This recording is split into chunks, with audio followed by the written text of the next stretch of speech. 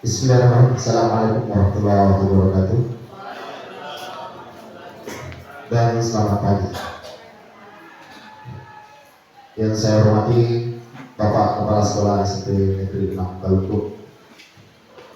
Yang saya hormati, saya banggakan teman-teman guru dan staf SMP Negeri 6 Galunggung dan rekan-rekan seperjuangan di calon guru penggerak Angkatan 9 Kabupaten Mamuju Provinsi Sulawesi Selatan. Alhamdulillahirabbil alamin. Mari kita bersama-sama mengucapkan syukur atas berkat yang diberikan kepada kita semua berupa kesehatan, kesempatan, sehingga pada pagi hari ini kita bisa berkumpul bersama di tempat ini, di kegiatan kami, yaitu kegiatan diseminasi budaya positif di sekolah. Kita semua bisa hadir bersama. Selanjutnya, sebelum kita memulai kegiatan ini, mohon kiranya Bapak Ibu guru untuk berdiri sejenak untuk menyanyikan lagu kebangsaan Indonesia Raya.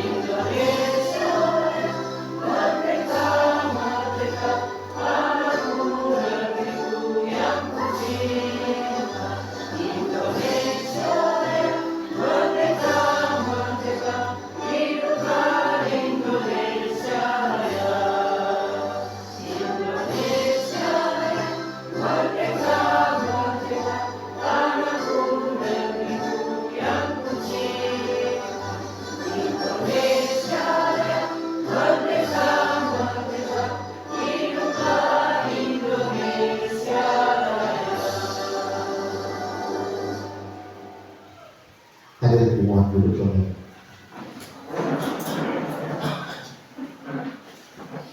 Ya, selanjutnya kami persilakan kepada Bapak Kepala Sekolah untuk memberikan sambutan sekaligus membuka secara resmi kegiatan forum berbagi aksi nyata diseminasi budaya positif di sekolah. Kepada Bapak, disilakan.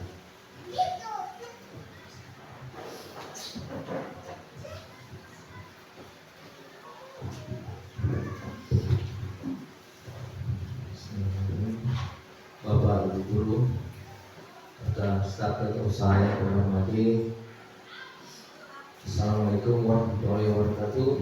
Selamat pagi.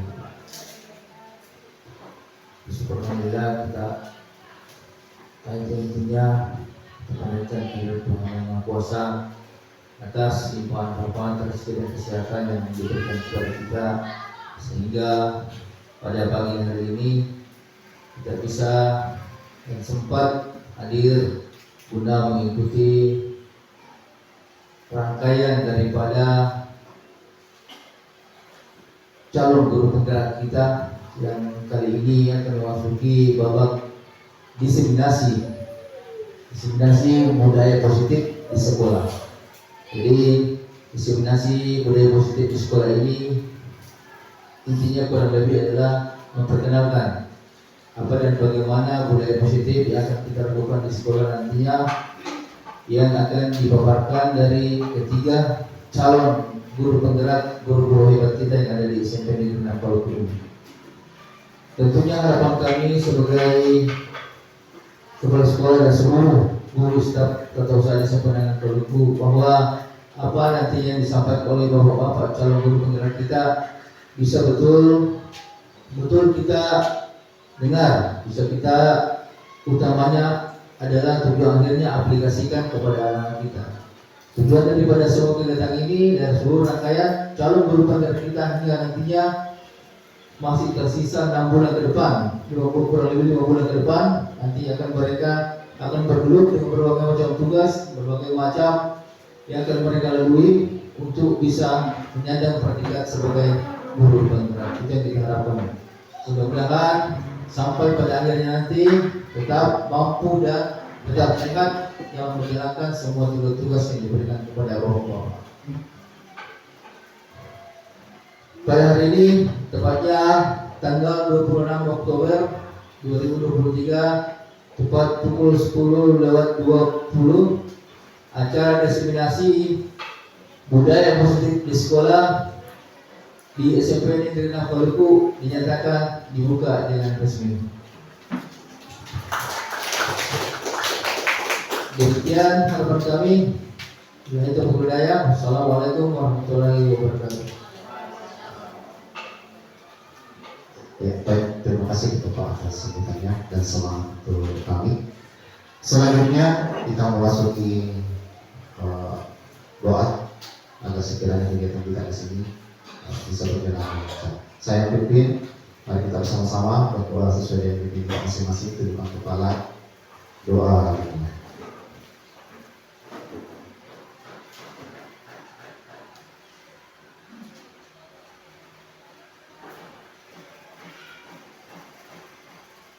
Amin, doa selesai. Ya, baik. Selanjutnya kita masuk di kegiatan inti Bapak Ibu. Sebelumnya izinkan kami memperkenalkan diri dulu. Kami tiga calon guru penggerak ini. Yang pertama Pak Abdul Aziz, kemudian Pak Yarnia dan saya sendiri, Pak Harlawan. Sini kami bertiga diberikan tugas oleh BGP untuk memperkenalkan materi tentang budaya positif di sekolah. Ini sangat penting Bapak. Mudah-mudahan sekiranya ini menjadi bahan kita bersama bagaimana mengembangkan tentunya yang terbaik untuk diberikan kepada anak didik kita. Dalam kegiatan ini kami akan bergantian memberikan materi. Yang pertama dari Pak Dermia, kemudian yang kedua saya, dan nanti yang ketiga adalah Pak Aziz. Bersama Pak Aziz kita akan praktik bersama bagaimana cara memberikan kontrol kepada anak didik kita. Dari itu pertama, materi yang pertama akan dibawakan langsung oleh Pak Yarnia pada Pak Yarnia di sini.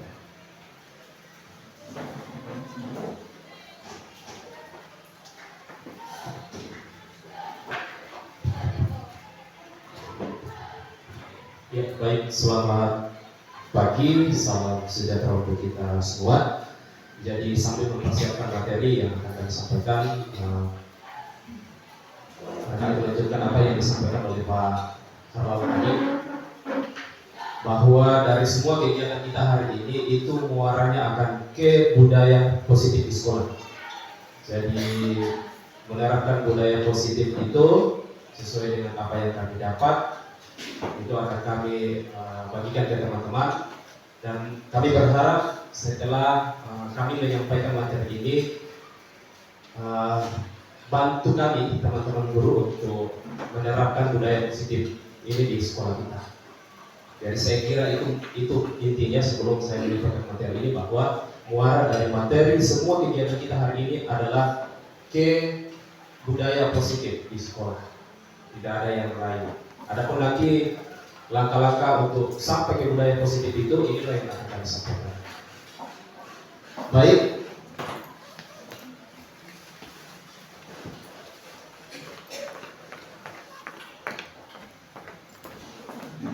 Jadi seperti yang disampaikan oleh Pak Aziz tadi, dari memaparkan materi ini kami berbagi materi.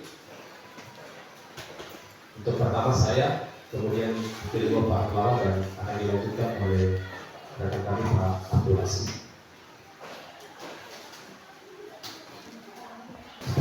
Ya baik Bapak Ibu, saya lanjut.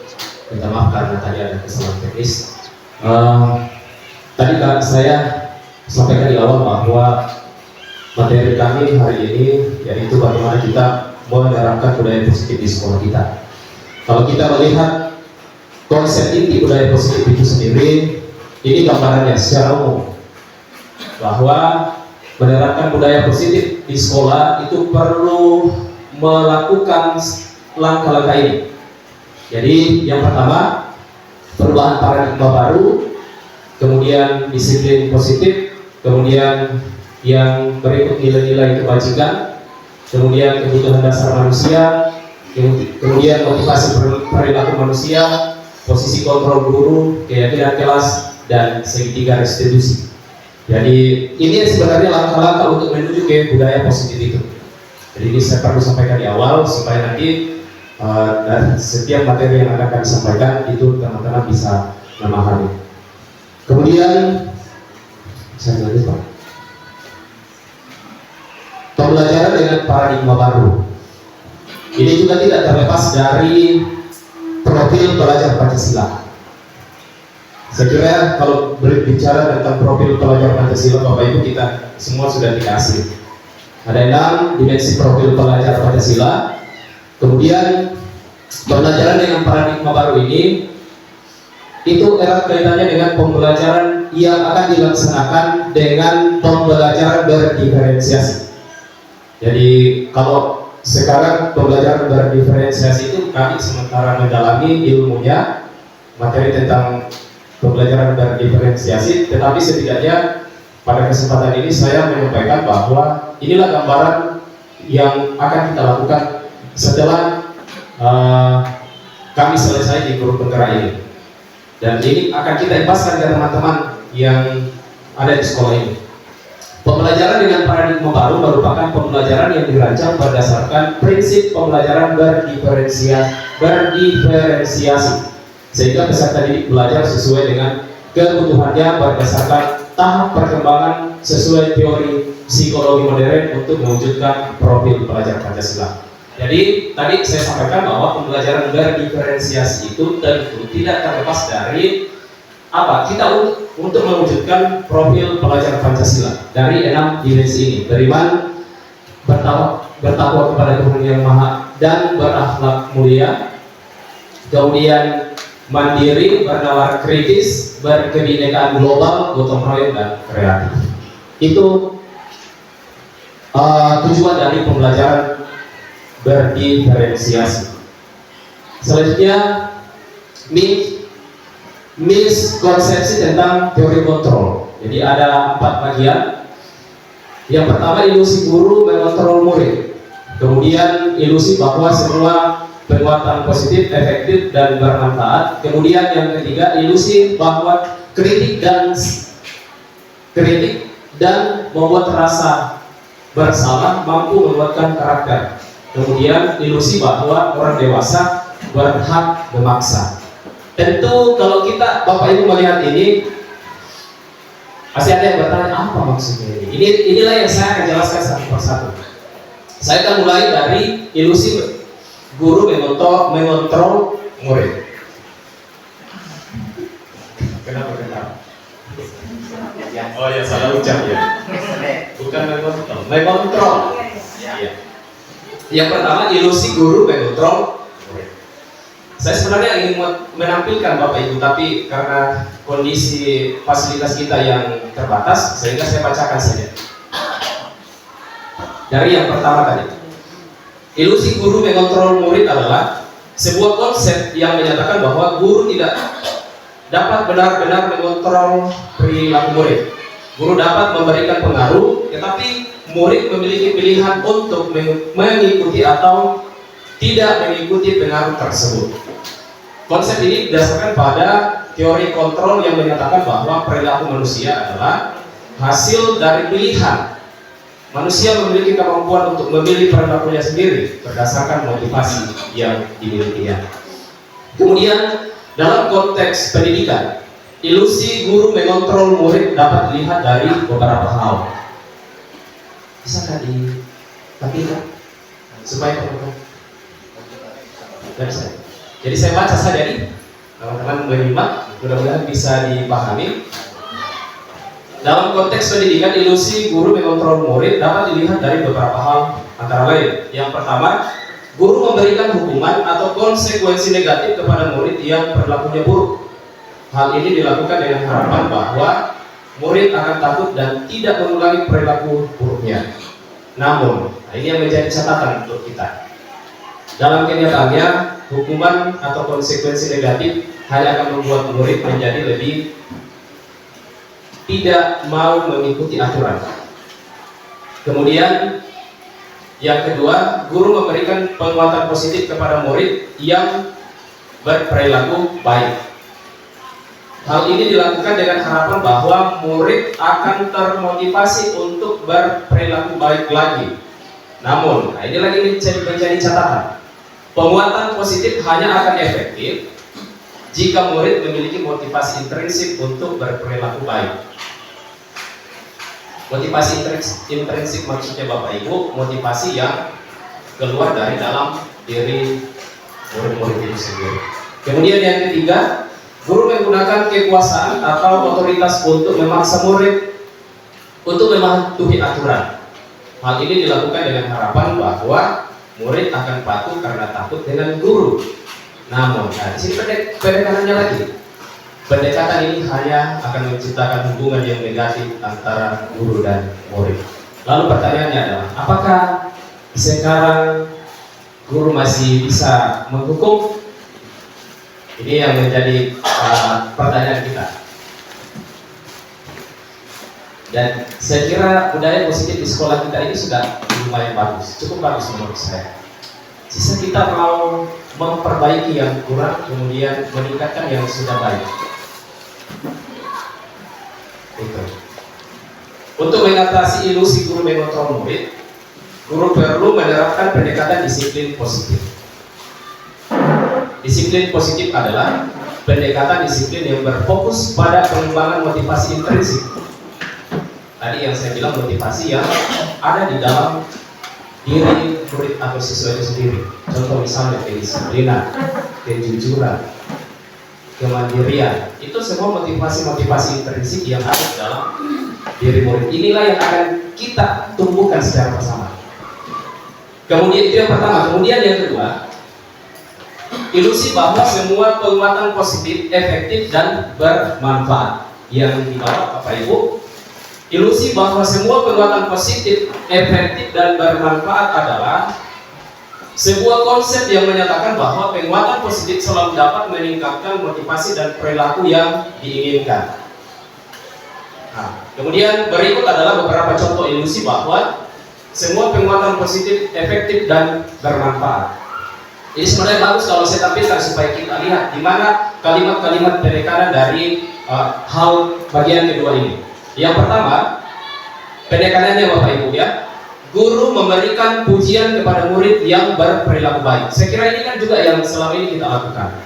Kita memberikan pujian kepada murid yang berperilaku baik.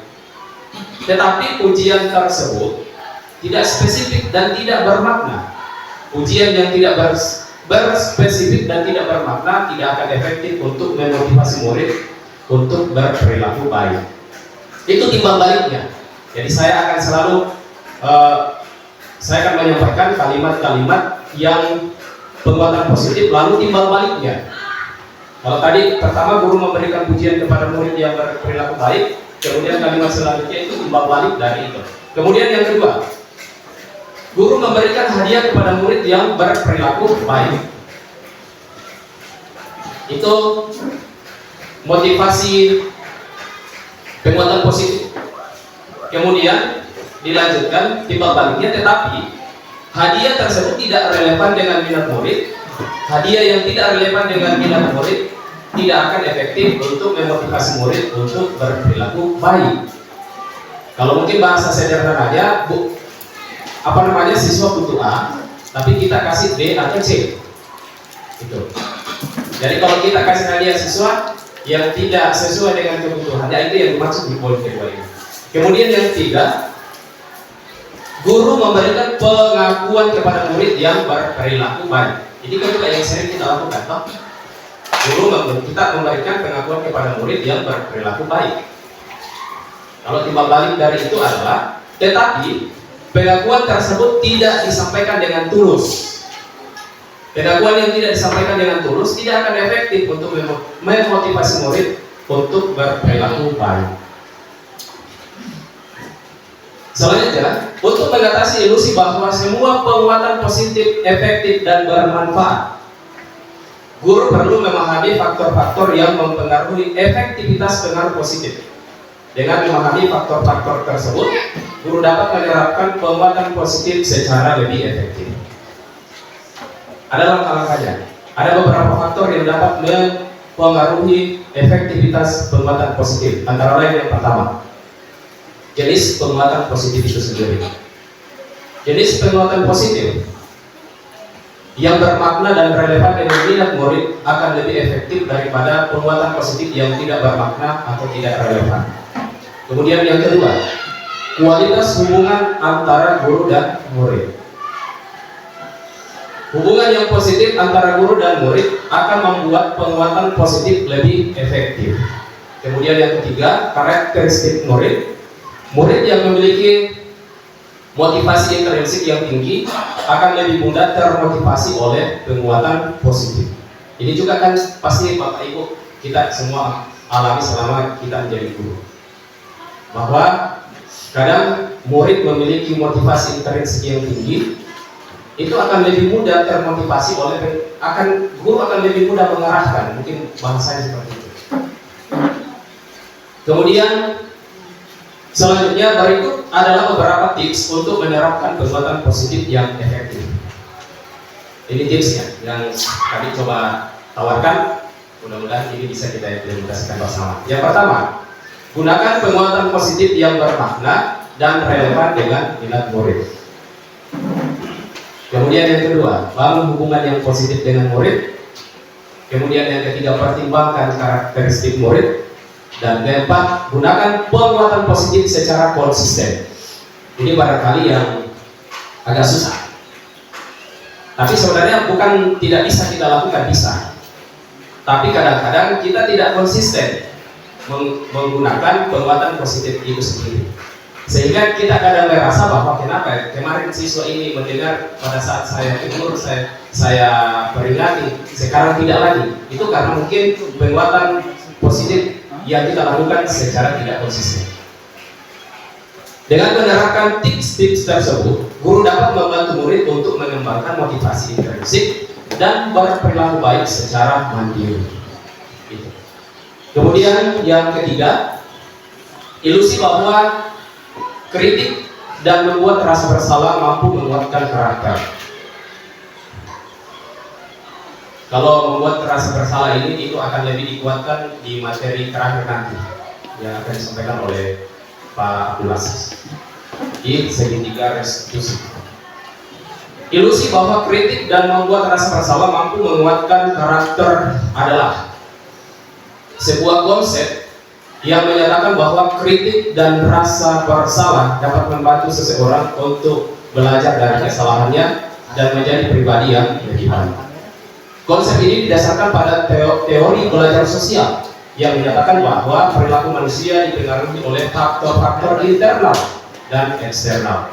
Faktor eksternal seperti kritik dan rasa bersalah dapat berfungsi sebagai penguat negatif untuk mengubah perilaku. Kemudian dalam konteks pendidikan, kritik rasa bersalah sering digunakan untuk menghukum murid yang berperilaku buruk. Hal ini dilakukan dengan harapan bahwa murid akan merasa malu atau bersalah atau tidak akan mengulangi perilaku buruknya. Ini juga kadang-kadang terjadi di sekolah, tapi kalau di sekolah kita ini tidak. Namun dalam kenyataannya kritik dan rasa bersalah tidak selalu efektif untuk menguatkan karakter.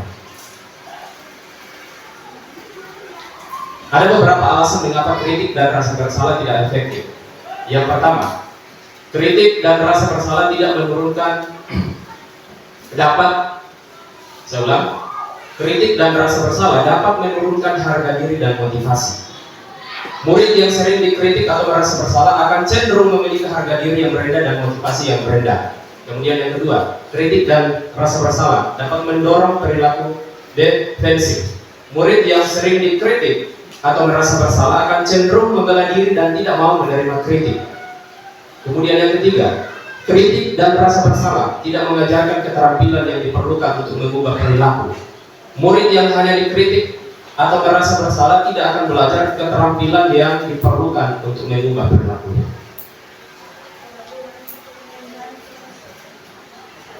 Untuk mengatasi ilusi bahwa kritik dan rasa bersalah mampu menguatkan karakter, kita perlu memahami alasan mengapa kritik dan rasa bersalah tidak efektif. Dengan memahami alasan tersebut, kita dapat menerapkan pendekatan yang lebih efektif untuk mengubah perilaku. Nah, ini barangkali tips-tips ya Bapak Ibu. Jadi beberapa tips untuk mengubah perilaku tanpa menggunakan kritik dan rasa bersalah. Yang pertama, fokus pada perilaku. Jadi kita sebagai guru fokus pada perilakunya siswa, bukan pada orangnya. Atau kita fokus, kalau saya terjemahkan ke bahasa lain, kita fokus pada solusinya, bukan fokus pada masalahnya. Kita fokus pada bagaimana kita mencari jalan keluar dari permasalahan yang terjadi, bukan kita fokus pada masalah. Karena kalau kita fokus pada masalah, maka masalah itu tidak akan selesai. Kemudian yang kedua, berikan umpan balik yang konstruktif. Umpan balik yang konstruktif akan membantu orang tersebut untuk belajar dari kesalahannya. Jadi nanti akan dipraktekkan, kita akan saksikan sendiri nanti di bagian terakhir, di segitiga restitusi. Kemudian yang ketiga, berikan dukungan dan motivasi. Nah, ini tugas kita. Berikan dukungan dan motivasi.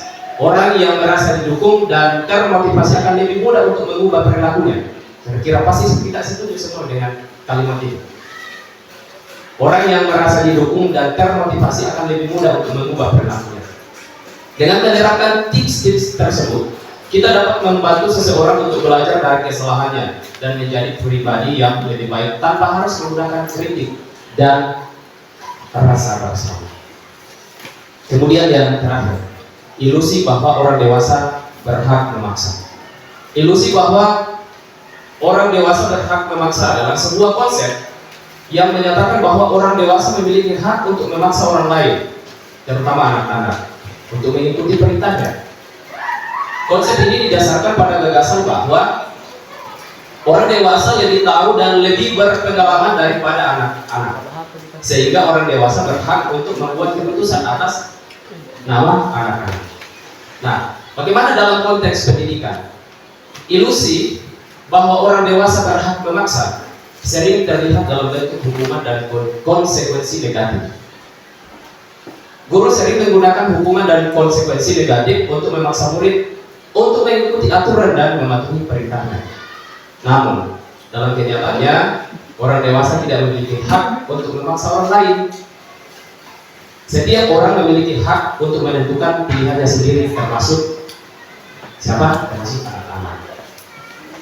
Ada beberapa alasan mengapa orang dewasa tidak memiliki hak untuk memaksa orang lain. Yang pertama, kebebasan individu. Setiap orang memiliki hak untuk kebebasan individu, termasuk hak untuk membuat pilihannya sendiri. Kemudian yang kedua, kemandirian. Orang dewasa harus mendorong anak-anak untuk menjadi mandiri, dan cara terbaik untuk melakukannya adalah dengan membiarkan anak-anak membuat pilihannya sendiri. Yang ketiga, dampak negatif. Pemaksaan dapat memiliki dampak negatif, seperti menurunkan harga diri dan motivasi, serta mendorong perilaku, kalau bahasa kita, perilaku melawan. Nah, berikut adalah beberapa ilusi bahwa orang dewasa berhak memaksa. Jadi ini kebalikannya tadi. Kalau tadi itu 3 poin alasan orang dewasa tidak memiliki hak untuk memaksa. Kalau sekarang beberapa contoh ilusi bahwa orang dewasa berhak memaksa. Yang pertama, guru menghukum murid yang tidak mengerjakan tugas. Hukuman tidak akan membuat murid menjadi termotivasi untuk mengerjakan tugas, tetapi akan membuat murid menjadi takut dan tidak mau mengikuti pelajaran. Kemudian yang kedua, orang tua memaksa anak untuk belajar hal-hal yang tidak diminatinya. Memaksa anak untuk belajar hal-hal yang tidak diminatinya akan membuat anak menjadi stres dan tidak mau belajar. Dan yang ketiga, pasangan memaksa pasangannya untuk melakukan hal-hal yang tidak diinginkan pasangannya. Pemaksaan dalam hubungan dapat merusak hubungan dan membuat pasangan merasa tidak dihargai. Kemudian bagian terakhir, untuk mengatasi ilusi bahwa orang dewasa berhak memaksa, kita perlu memahami alasan mengapa paksaan tidak efektif. Dengan memahami alasan tersebut, kita dapat menerapkan bahwa pendekatan yang lebih efektif untuk mendidik dan mengasuh anak. Karena itu, Bapak dan Ibu, saya akan sampaikan beberapa tips untuk mendidik dan mengasuh anak tanpa memaksa. Yang pertama, bangun hubungan yang positif. Hubungan yang positif antara orang dewasa dan anak-anak membuat anak-anak lebih mudah untuk menerima arahan yang harus kita ingat. Kemudian yang kedua, berikan penjelasan yang jelas. Jelaskan kepada anak mengapa mereka harus mengikuti aturan atau perintah tertentu. Kemudian yang ketiga, berikan pilihan. Kalau yang selama ini kan seperti kita otoriter.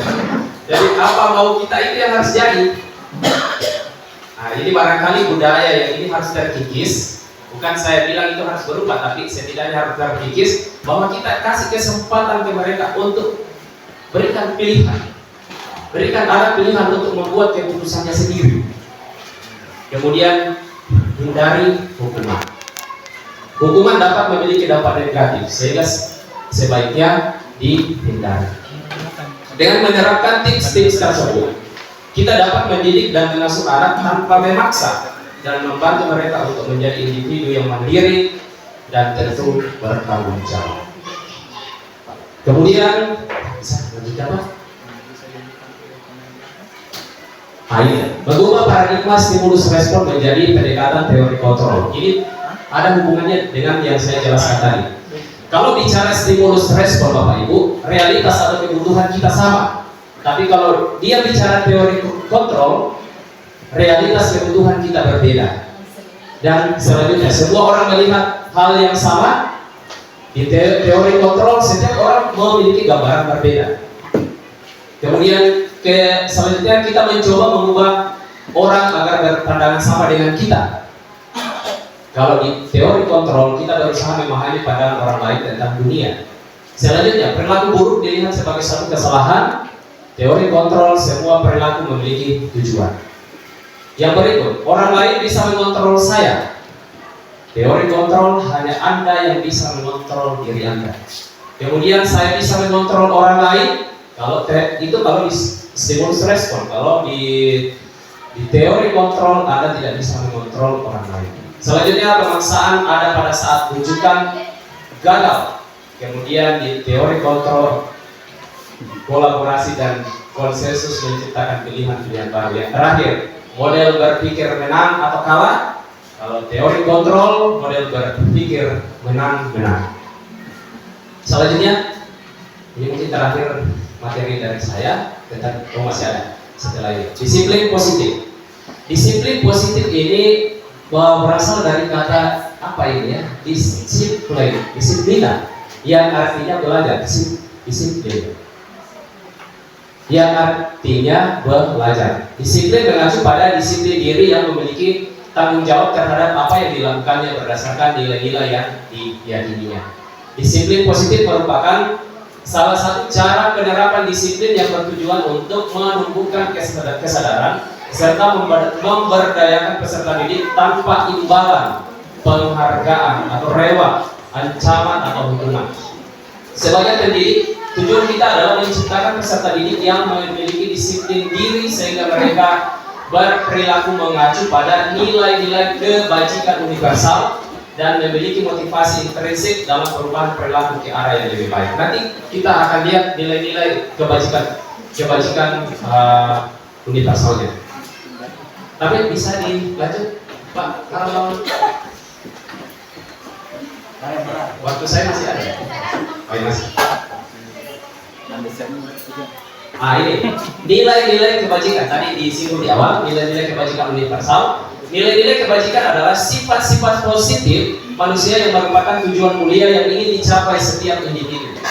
Seperti yang telah dikemukakan oleh Dr. William Glasser pada teori kontrol, menyatakan bahwa setiap perbuatan memiliki suatu tujuan. Dan selanjutnya Gian dosen mengemukakan bahwa dengan mengaitkan nilai-nilai kebajikan yang diyakini seseorang, maka motivasi intrinsiknya akan terbangun, sehingga menggerakkan motivasi dari dalam untuk dapat mencapai tujuan mulia yang diinginkan. Tentu nilai-nilai kebajikan ini tidak terlepas dari sini, profil pelajar Pancasila, yakni beriman dan bertakwa kepada Tuhan Yang Maha Esa dan berakhlak mulia, berkebinekaan global, gotong royong, mandiri, kreatif, dan bernalar kritis. Kira dimensi profil pelajar Pancasila. Terakhir, contoh nilai-nilai kebajikan. Yang pertama, keadilan. Memperlakukan semua orang secara adil dan setara tanpa memandang status sosial, agama, ras, atau gender. Kemudian kedua, nilai kebajikan kedua, kejujuran. Berkata dan berperilaku yang sesuai dengan kebenaran. Yang ketiga, tanggung jawab, melaksanakan kewajiban dan memenuhi tugas dengan sebaik-baiknya. Selanjutnya, nilai yang selanjutnya, kasih sayang, mencintai dan menyayangi sesama manusia serta makhluk hidup lainnya. Yang berikut, empati, mampu merasakan dan memahami perasaan orang lain. Kemudian selanjutnya, toleransi, menghargai dan menghormati perbedaan pendapat dan keyakinan orang lain. Kemudian selanjutnya, kerjasama, bekerja sama dengan orang lain untuk mencapai tujuan bersama. Kemudian kesabaran, mampu menahan diri dan tetap tenang dalam menghadapi situasi yang sulit. Kemudian kesederhanaan, hidup sederhana dan tidak berlebihan. Dan yang terakhir, kerendahan hati, tidak sombong dan menyadari keterbatasan diri. Itulah nilai-nilai kebajikan. Kalau nilai-nilai kebajikan ini itu erat kaitannya dengan nilai motivasi intrinsik pada setiap orang. Jadi saya kira itu yang bisa saya sampaikan pada kesempatan ini. Terima kasih atas Bapak dan Ibu guru yang berkenan mendengarkan materi ini, dan untuk selanjutnya, materi selanjutnya akan dilanjutkan oleh Pak Hermawan. Waktu dan kesempatan kami persilakan.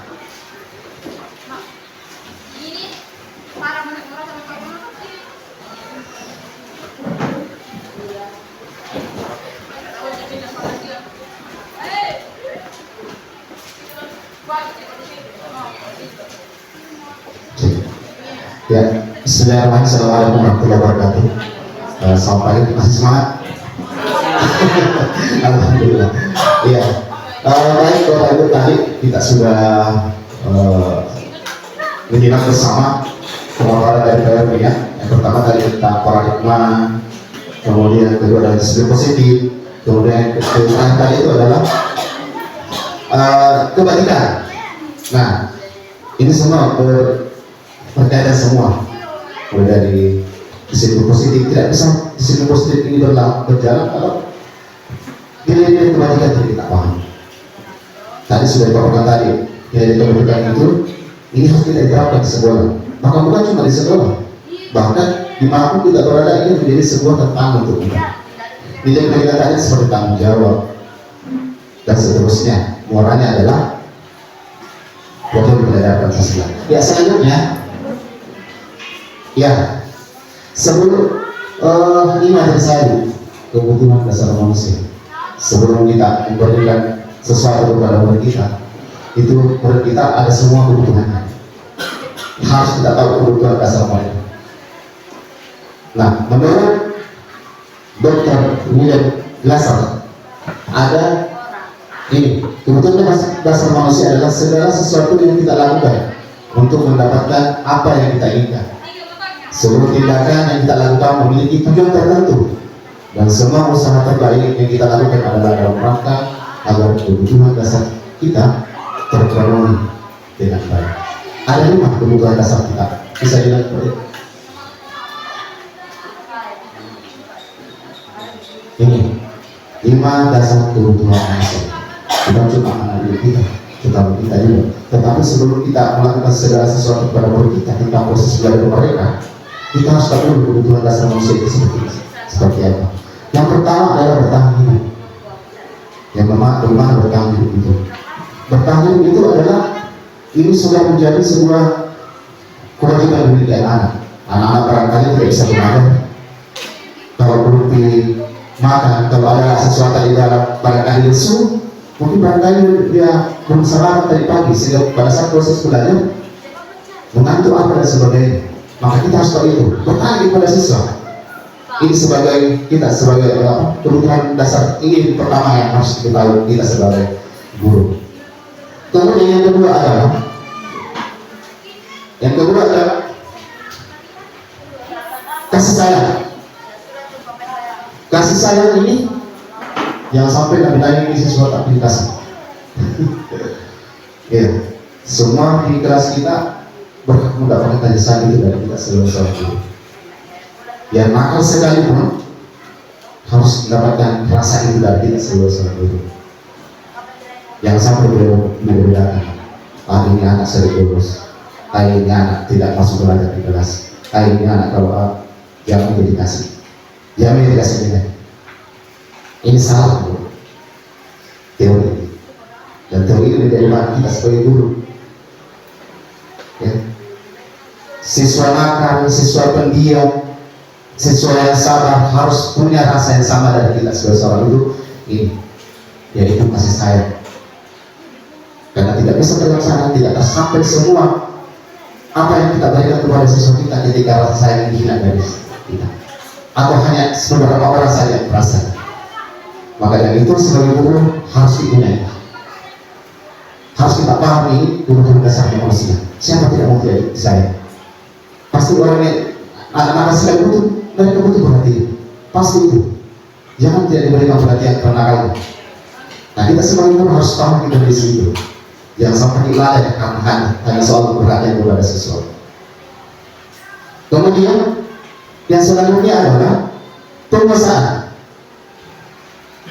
Penguasaan itu siswa mau juga belajar. Maka sabar mereka juga mau belajar dengan cara mereka. Ini harus kita pahami juga sebagai seorang guru. Mereka punya hak untuk belajar dengan cara mereka sendiri. Kalau memaksakan dengan kehendak kita, maka yakin bu, mungkin barangkali ada yang tidak sampai ke kalinya kalau kita masih sistem kurikulum 13 dan sebagainya, karena mereka tidak sesuai dengan apa yang kita inginkan. Sementara di kurikulum merdeka atau keinginan dari KHD tentang bagaimana pendidikan itu adalah kita sebagai menuntun siswa kita, entah itu karakternya bagaimana. Mereka butuh belajar sama dengan yang lain. Kalau ada anak barangkali di luar di kelas karena barangkali mengantuk, kita kasih tahu. Di sini maksud daripada penguasaan itu sendiri. Kemudian yang ketiga adalah yang keempat ini. Yang keempat adalah kebebasan. Kebebasan itu sebagai seorang guru, kita jangan menekankan seperti saya katakan sebelumnya bahwa mau tak seperti ini kepada siswa sehingga dipaksakan. Mereka punya kasih kebebasan kepada anak kita. Bagaimana cara belajar dan mereka mau.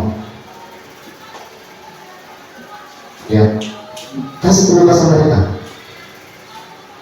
Jangan hanya istilahnya kalau apa nonton pembelajaran kita hanya sekedar menjelaskan di atas, kasih dulu dan sebagainya. Nah ini menjadi PR kita bersama bagaimana cara kita ke depan agar sekiranya siswa itu merasa bebas dalam proses belajar mereka. Ini tuntutan dari teori. Nah kemudian yang selanjutnya adalah kesenangan. Ya. kesenangan adalah kebutuhan untuk mencari kesenangan bermain. Siswa itu kan kalau SMP ini jiwa mainnya itu mereka masih tentang sekali. Apalagi kalau masih kelas 7 masih terbawa atau sedikit. Ya jangan heranku kalau ada yang di kelas tak mau main, bersolusi dan sebagainya. Nah coba temannya. Nah ini kita sebagai dasar kita lihat itu. Oh ini anak suka bermain ini. Kita nanti berberikan salah satu gaya yang baik atau cara yang baik agar anak-anak yang bermain juga itu bisa terekam dalam proses pembelajaran kita. Ini kebutuhan dasar manusia. Jadi 5 itu kebutuhan dasar manusia harus kita pahami. Yang pertama adalah bertahan hidup, kemudian mereka juga butuh kasih sayang dan rasa diterima, kemudian penguasaan, kebebasan dan kesenangan. Ya, ini 5 kebutuhan yang harus kita pahami tentang. Jadi kita bahkan siswa kita. Ya, selanjutnya Pak ya. Coba kembali Pak ya. Itu ada satu sampai tadi itu Pak. Ini bertahan hidup, makan pakaian, tempat tinggal, keamanan, kesehatan, rasa diterima, dipedulikan, berbagi, kerjasama, dibagi dalam kelompok, harga diri, keinginan untuk dianggap pemimpin, berprestasi, diakui, dikenal, kemudian mandiri, memiliki pilihan, mencoba hal baru maupun memberikan arah dirinya, itu tentang kebebasan tadi, dan bermain humor, antusiasme, tertawa, tentang kesenangan. Otomatis ini yang menjadi dasar kita bahwa anak ini punya kebutuhan dasar manusia, bukan untuk mereka kalau tidak sebagai manusia. Ya selanjutnya motivasi perilaku. Motivasi perilaku ini teori dari Diana Gose. Dia memetakan 3 motivasi kenapa kita berperilaku. Yang pertama adalah untuk menghindari ketidaknyamanan hukuman. Karena kita itu contoh ya, kita sebagai guru, kenapa cepat datang di sekolah? Ya, apakah karena kita takut dapat sanksi teguran dari bapak kepala sekolah? Itu kadang menjadi suatu motivasi tersendiri bagi kita.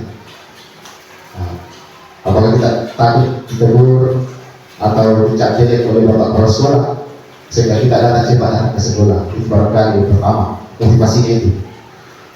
Kemudian motivasi kedua adalah untuk mendapatkan imbalan. Ini juga menjadi motivasi. Mungkin karena mau dianggap karena ada sesuatu mau diberikan hadiah dan sebagainya,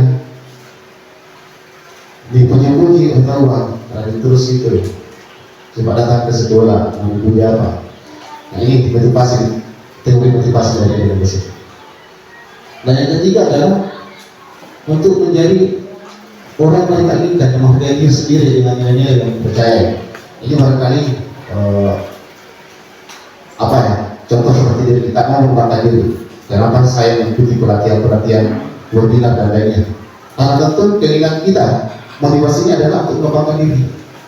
Mengikuti webinar, pelatihan dan sebagainya, motivasinya untuk mengembangkan diri.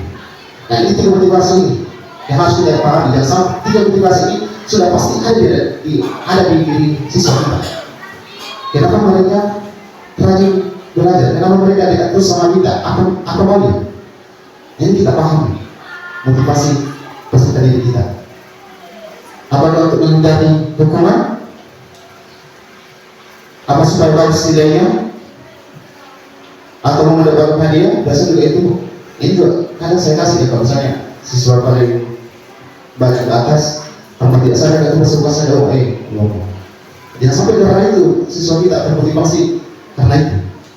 Ini kita patut hindari.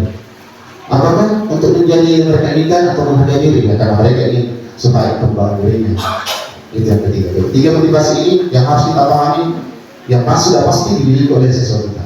Dan harus kita pahami, dan dengan mengetahui motivasi ini ada hal-hal yang menjadi bahan kita untuk memberikan perhatian kepada siswa. Ya, selanjutnya Pak ya. Ya, ini motivasi perilaku manusia. Itu ada gambar di atas. Jika murid memiliki perilaku, apakah dia untuk menghindari kenyamanan atau hukuman? Apakah untuk mendapatkan imbalan, penghargaan dan lain-lain? Motivasi anak mungkin barangkali itu butuh dari eksternal, dari luar. Nah ini yang perlu kita hindari. Ya sampai kita sebagai guru kita nanti mengajar karena kita selalu ini hadiah motivasinya agar karena itu sehingga belajar akan tidak optimal. Itu namanya faktor eksternal dari luar. Ya, selanjutnya. Motivasi perilaku manusia. Sehingga guru berupa menentukan motivasi.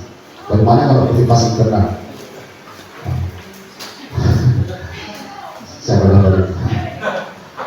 Ya, pada diri siswa untuk menjadi orang pada diri siswa untuk menjadi orang beriman dan menghargai diri sendiri dengan nilai-nilai yang kita percayai. Kemudian yang perlu kita lakukan ini untuk motivasi terbaik menjaga hubungan dan memberikan berlebihan.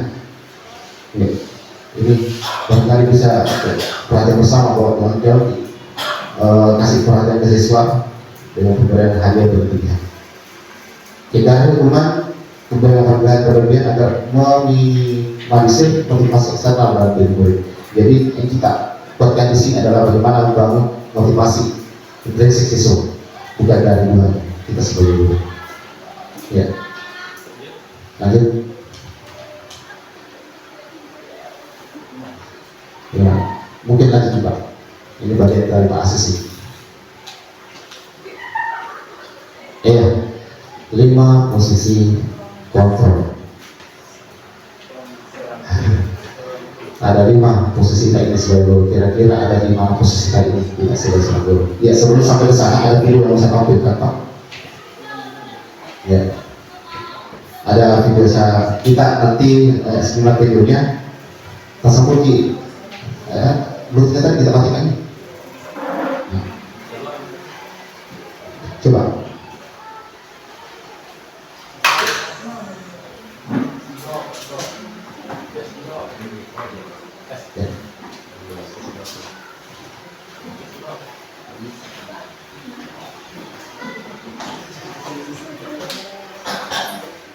Ya, oke.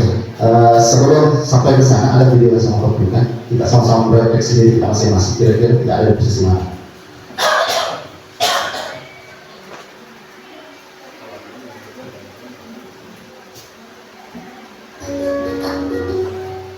Ya. Salam bahagia Ibu dan Bapak Guru hebat. Dalam penerapan disiplin positif restitusi, salah satu program yang dikembangkan adalah 5 posisi kontrol. 5 posisi kontrol dalam restitusi adalah proses perjalanan seorang pendidik agar dapat mengenali dirinya.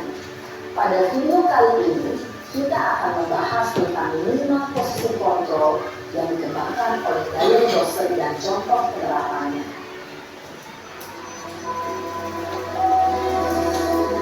Ada 5 video nanti, Bapak.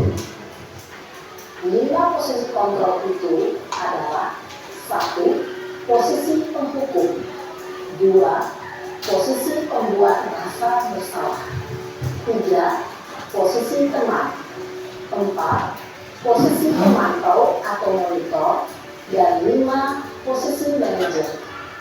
Untuk lebih memahami kelima posisi tersebut, mari kita saksikan kasus Naren yang terlambat hadir 20 menit di sekolah dan melihat bagaimana kelima posisi kontrol dalam menghadapi masalah tersebut.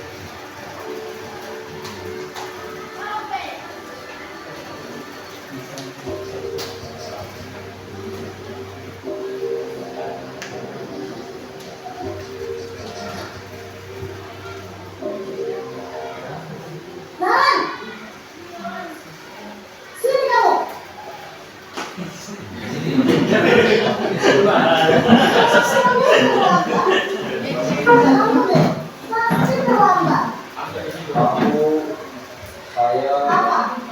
Apa coba? Alasan kamu apa lagi? Kapan sih kamu tidak terlambat? Malas sekali ya kamu jadi anak. Dasar pemalas. Guru sudah bisa. Kamu si kamu. Sudah berapa kali terlambat? Sana, kamu keliling lapangan basket 2 kali. Saya harusnya juga basket. Kenapa? Kamu Berani-beraninya jawab. Sudah terlambat, masih berani jawab pula. Sekarang, keliling lapangan basket 5 kali sekalian. Biar Papa. Cepat. Pergi sana ke lapangan basket.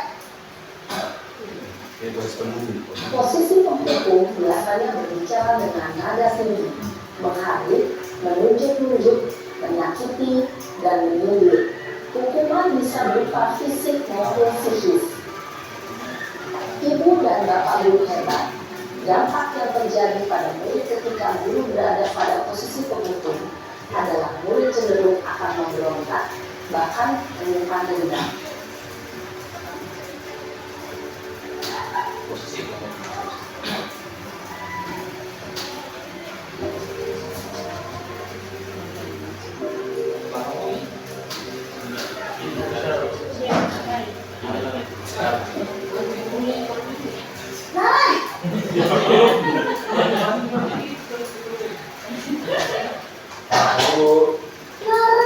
Naren, kamu kenapa terlambat lagi, nak?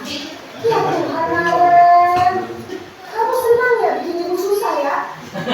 Kalau kamu terlambat lagi, nanti ibu yang ditegur bapak kepala sekolah, nak. Disangka ibu tidak bisa membina kamu. Duh, gimana ini? Maaf, Bu. Duh, Gusti Naren, kamu suka ya kalau ibu ditegur bapak kepala sekolah? Terus, sekarang ibu harus tulis apa yang di buku absen? Ini kamu sudah sering terlambat loh. Ibu harus apa coba? Maaf, Bu. Maaf sekali. Ya sudah, lain kali jangan bikin ibu susah lagi anak ya. Ibu tidak akan kuat lagi kalau kamu begini terus. Bisa jantungan kalau ibu ditegur bapak kepala sekolah. Sana cepat, kelas. Maaf ya, Bu. Maaf sekali. Posisi pembuat rasa bersalah berbicara dengan nada tenang, cenderung lembut. Namun kata-kata yang diutarakan membuat murid merasa menjadi orang yang gagal, memandang buruk dirinya sendiri, merasa tidak berharga, dan tidak sanggup membahagiakan orang lain. Ketika guru mengambil posisi pembuat rasa bersalah, murid akan menganggap dirinya yang bersalah dan ia akan menyimpan emosi negatif tersebut di dalam dirinya.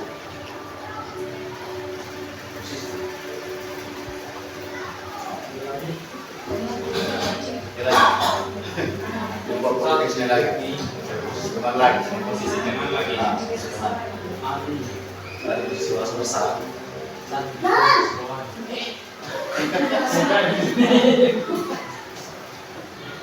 Ayo. Wah, sudah jam berapa ini, nak? Terlambat lagi ya, sayang. Iya, Bu. Habis ibu saya lupa bawa cas saya, Bu. Kamu malah menyalahkan ibu kamu. Kamu bukannya anak yang larinya paling kencang. Kok terlambat sih? Iya, Bu. Saya memang terlambat bangun tadi. Jadi biarpun saya kencang, tetap yang cincar, Bu. Ya sudah, sayang. Nanti lain kali larinya lebih kencang lagi ya. Biar gak terlambat lagi. Bikin senang ibu. Demi ibu. Bisa kan? Bisa, Bu. Ya sudah, sekarang masuk kelas. Ibu beresin urusan absen kamu. Kamu ini ada-ada saja. Dalam posisi teman, guru berbicara dengan nada suara ramah, akrab, cenderung bersenda gurau untuk menjaga suasana tetap santai. Murid akan merasa senang, aman, dan akrab dengan guru. Identitas yang tercipta adalah identitas sukses atau berhasil. Namun, perlu diingat, karena ini masih dorongan eksternal, maka ada faktor ketergantungan dari murid kepada orang tertentu. Di sini belum absennya, sehingga berlalu waktu, murid bisa berperilaku baik, namun hanya kepada orang-orang tertentu saja.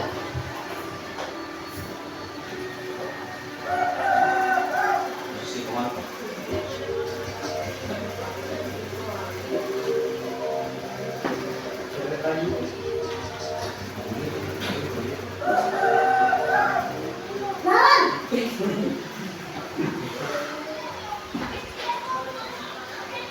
Baik Bu. Naren, apa peraturan sekolah kita tentang jam berapa kita harus masuk sekolah, nak?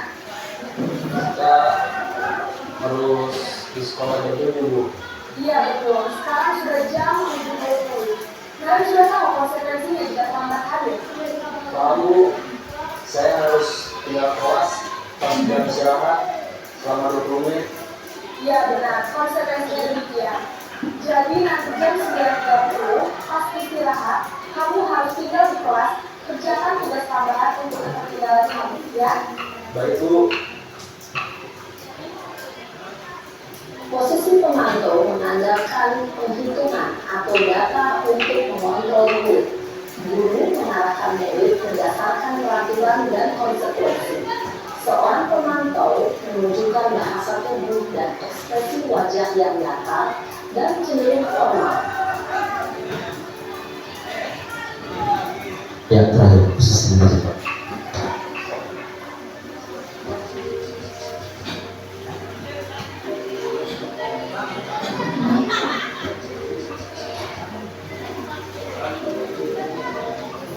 Nah,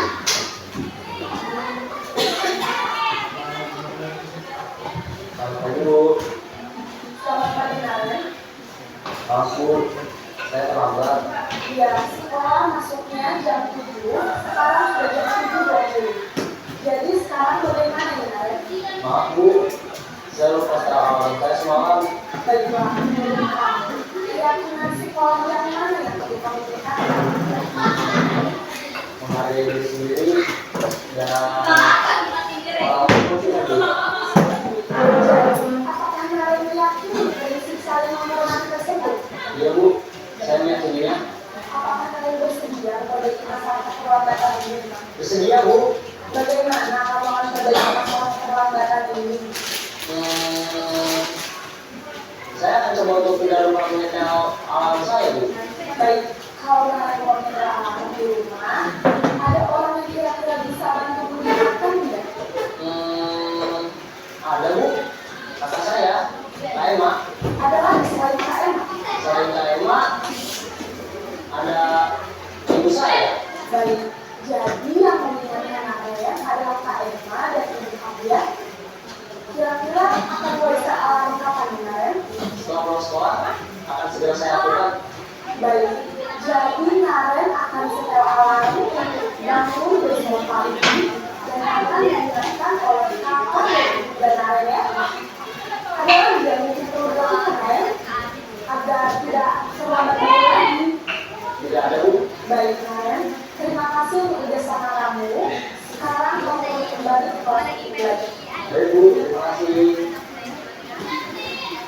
Posisi manajer adalah posisi kontrol yang disarankan untuk membimbing murid-murid sikap disiplin yang positif. Ya, kita Bertanggung jawab dan dapat memecahkan masalah.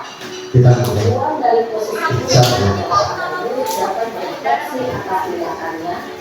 ya. Ada 5 posisi kontrol. Apa tadi pertama? Kemudian yang kedua, pertama tadi pengukur. Nah, yang kedua,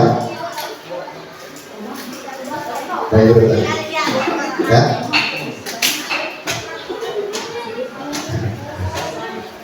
Ya, salah. Kemudian yang ketiga, teman. Keempat, pemantau. Dan kelima, mengajar. Ya, coba kita ada ke diri kita masing-masing. Kita posisi di mana sekarang? Ayo, ada yang bisa berpendapat, berikan jawaban. Jangan semua. Iya. Bukan, ya. Kalau saya dulu, saya juga ada di sana dulu. Sambil di saya. Ya. Ya. Ya. Teman. Iya. Iya, kemudian dari 5 posisi tadi, idealnya kira-kira yang mana mesti kita lakukan pada sesi kita? Nah, ya, ada ya. Nah, kalau sudah kita bagaimana? Ibu Licin, dan 5 satu belum. Iya, ada ya. Kalau kita selalu memaksakan di posisi yang pertama itu, maka tujuan daripada pendidikan itu sendiri tidak sesuai lagi dengan tiada komentar atau juga pendidikan secara umumnya. Jadi idealnya kita sebagai guru adalah ini manajer ya, mesti kita lakukan. Sudah mulai bayar pada ide.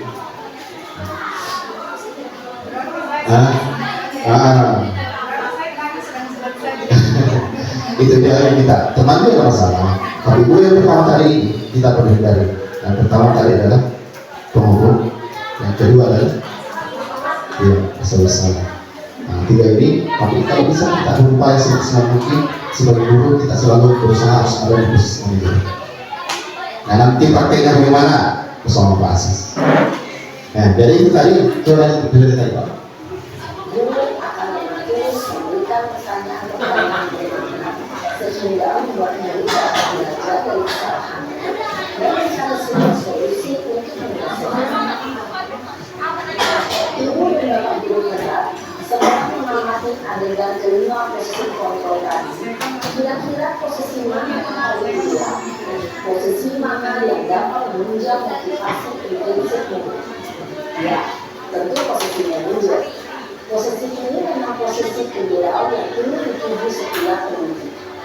Pada posisi inilah, guru dapat menerapkan disiplin positif yang berpihak pada murid, yang memerdekakan murid.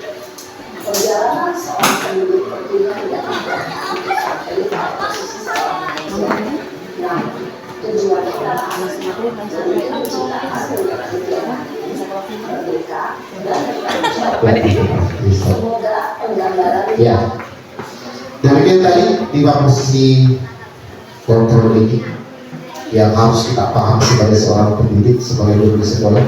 Sekali lagi bahwa keberhasilan proses belajar dan mengajar kita itu adalah ada pada kita sebagai guru. Nah, berhasil tidaknya ada kita di guru. Nah, sekali lagi 5 posisi kontrol ini mulai kita sudah paham bersama dan sudah merefleksi diri kita masing-masing bahwasanya selama ini saya ada di posisi mana. Dan tadi sesuai dengan tema di atas bahwa barangkali sebagai guru yang baik, sebagai penuntun yang baik untuk murid kita, dan pendidikan ini berjalan sesuai dengan tujuan pendidikan pada umumnya, sesuai dengan filosofi dari Ki Hajar Dewantara, maka tentu mari kita berusaha bersama kita selalu berada di posisi manajer. Dan nanti prakteknya bagaimana bentuk daripada manajer itu akan ada bersama Pak Asis untuk mempraktekkan dan memberikan penjelasan utuh dari materi tersebut. Barangkali demikian dari saya materi yang bisa saya sampaikan pada kesempatan ini. Saya mohon atas segala kekurangan. Saya ini wassalamualaikum warahmatullahi wabarakatuh. Ya, selanjutnya saya persilakan kepada Pak Asis untuk memberikan materi.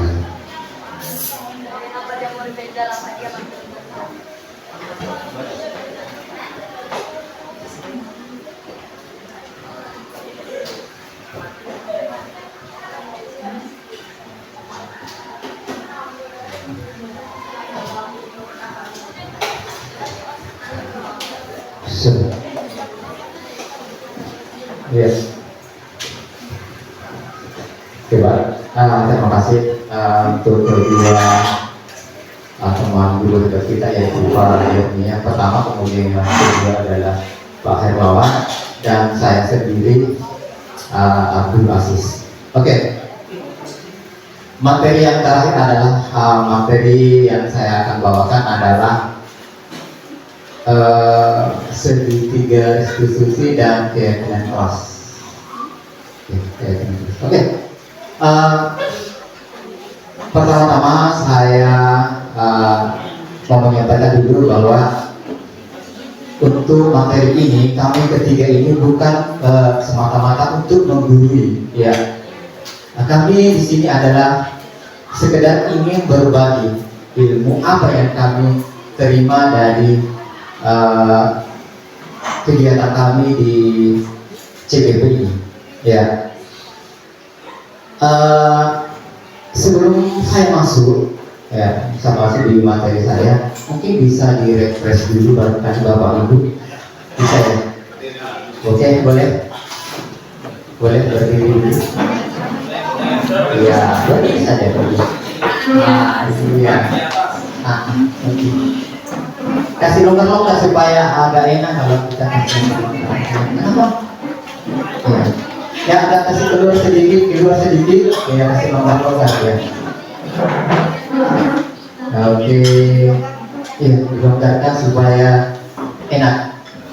Kalau sempit tidak enak untuk bergerak, ya. Ya, jadi kalau oke, ya kita refresh dulu, ya karena dari tadi mulai materi pertama, materi kedua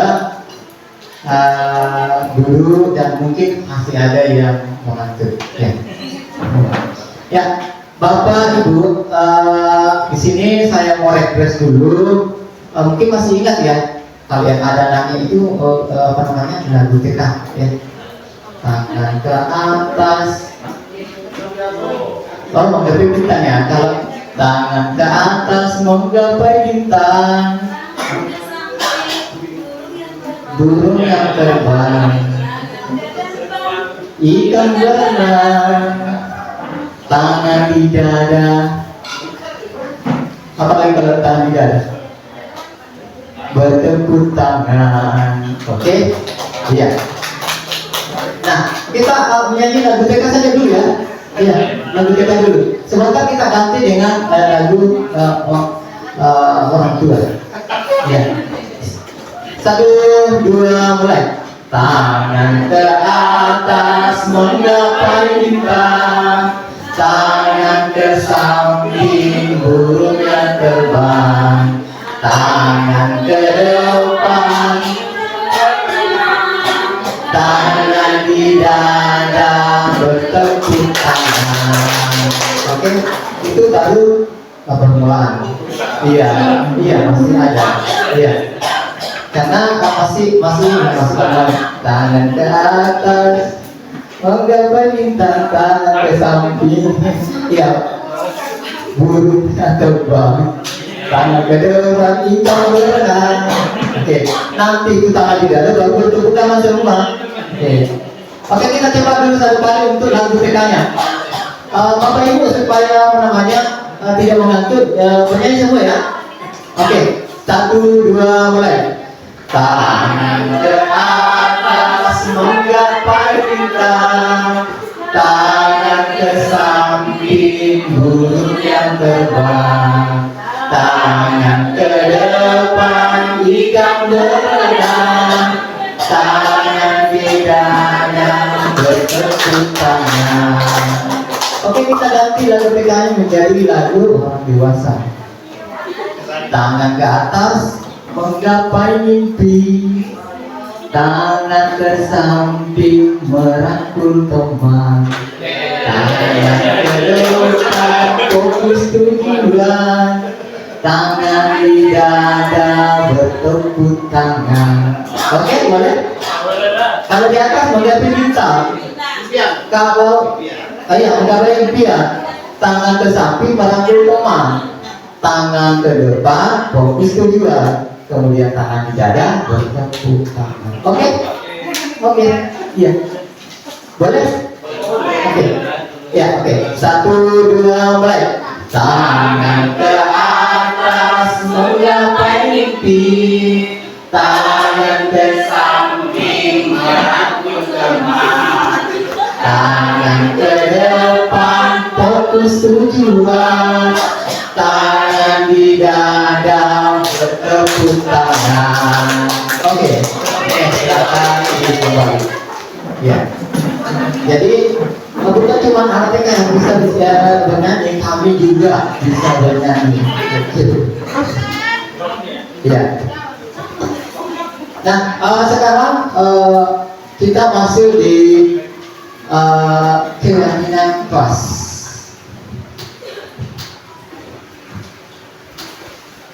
Ya.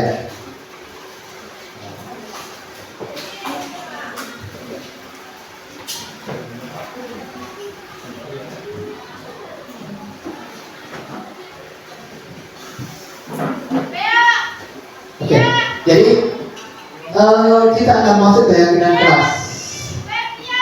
Saya mau tanya dulu, kita kan di sini bapak ibu guru yang mengajar ya, mengajar, kecuali yang staff itu tidak mengajar, tapi dia bagi administrasi atau yang lain. Tapi mayoritas di sini adalah guru.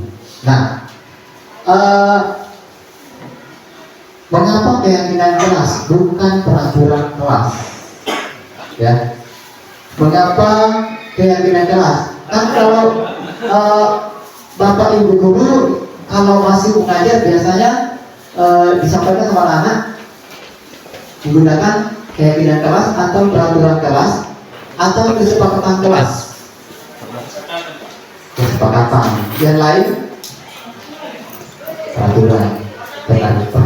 Nah, di sini pertanyaan tentang di atas, kenapa mungkin di atas, kenapa cara bergerak itu masih mengganti keyakinan kelas? Padahal dulu itu guru bergerak di atas peraturan kelas juga nak pakai peraturan dengan kesepakatan kelas. Iya, oke. Kenapa keyakinan kelas? Mengapa bukan peraturan kelas?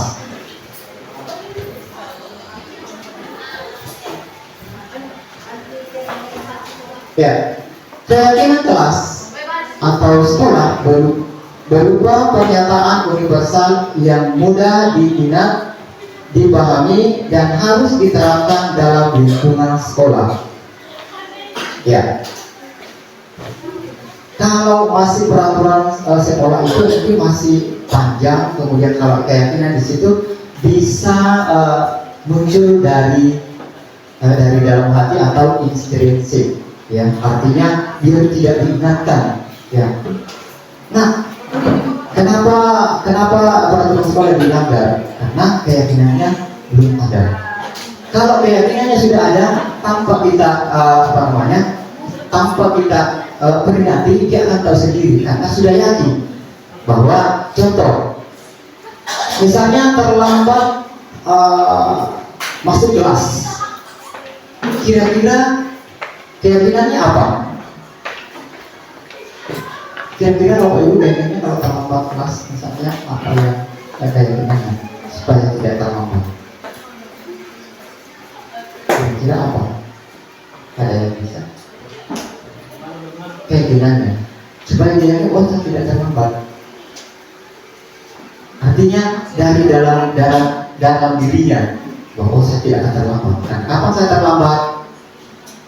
Bisa saya rugi karena saya tidak terima materi, ya. Pokoknya yakin bahwa saya tidak akan terlambat, ya.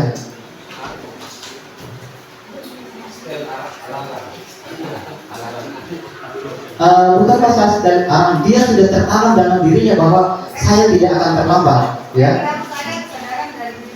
Iya, itu dari intrinsik, dari diri sendiri, dari dalam. Ya. Kemudian keyakinan kelas bersifat abstrak di sini. Keyakinan kelas sekolah bersifat abstrak karena tidak mengacu pada hal yang spesifik. Keyakinan kelas sekolah lebih fokus pada nilai-nilai yang ingin diwujudkan, bukan pada perilaku yang harus dilakukan atau tidak boleh dilakukan. Ya. Kemudian yang kedua berupa pernyataan universal. Coba yang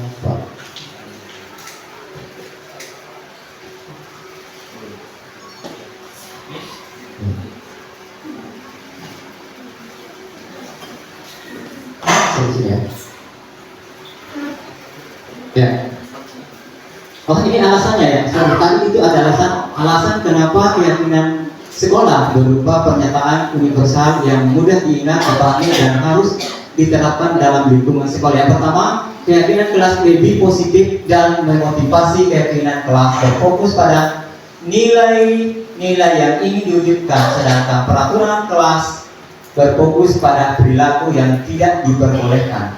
Artinya di sini, kalau keyakinan kelas boleh, ya boleh, tapi kalau peraturan tidak boleh. Artinya di sini kalimat-kalimat negatif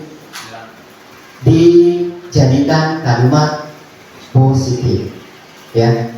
Kalimat negatif menjadi kalimat positif. Kira-kira bagaimana? Negatif menjadi positif. Contoh, minta maaf ya.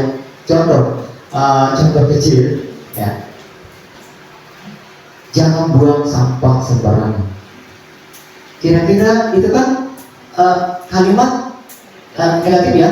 Kalau mau dijadikan kalimat positif, kira-kira bagaimana boleh? Iya. Dengan sendirinya Bapak Ibu sudah tahu bahwa ternyata kalimat ini yang bisa negatif menjadi positif. Kemudian kalimat contoh yang kedua misalnya siswa dilarang merokok di lingkungan sekolah. Kira-kira apa kalimat positifnya? Kata dilarang itu diubah jadi positif, tapi intinya sama, tujuannya sama, dilarang, tapi itu lebih dialihkan kata-kata jadi positif. Ya, iya. Kira-kira apa? Ada yang bisa mengubahnya dari negatif ke positif? Ya, oke. Itu untuk siswa. Saya mau tanya dulu, kira-kira kalau kita masuk di kantor di situ, kira-kira pada saat kita masuk dan pulang, kira-kira apa yang kita baca di situ? Ada di situ kalimat positif yang tertera di pas masuk di kantor, ada di atas itu. Pulang tepat waktu. Kalau negatifnya bagaimana? Jangan selalu pulang cepat. Terima kasih tepat waktu itu. Terima kasih pulang tepat waktu. Itu kan sudah tanpa kita ini sudah diterapkan di sekolah kita. Kalimat-kalimat negatif menjadi kalimat positif. Itu adalah salah satu contoh. Jadi bukan cuma siswa tapi guru juga. Ya. Kemudian yang kedua, keyakinan kelas lebih mudah dipahami dan diingat. Keyakinan kelas biasanya dibuat dalam bentuk kalimat positif yang singkat dan mudah dipahami. Hal ini membuat siswa lebih mudah memahami dan mengingat keyakinan kelas. Kemudian ketiga, keyakinan kelas lebih mudah diimplementasikan. Keyakinan kelas tidak diharuskan guru untuk memberikan hukuman kepada siswa yang melanggarnya. Sebaliknya, keyakinan kelas dapat diimplementasikan dengan cara memberikan perbuatan positif kepada siswa yang mengikutinya. Ya, artinya di sini bukan berarti tidak kita selama ini mengajar tidak benar, tapi mungkin sedikit ada perlu yang berubah menurut apa yang kami dapatkan. Seperti yang dijelaskan Pak Herlawan, 5 posisi kontrol, ya kita beri kembali 5 posisi kontrol di sini yang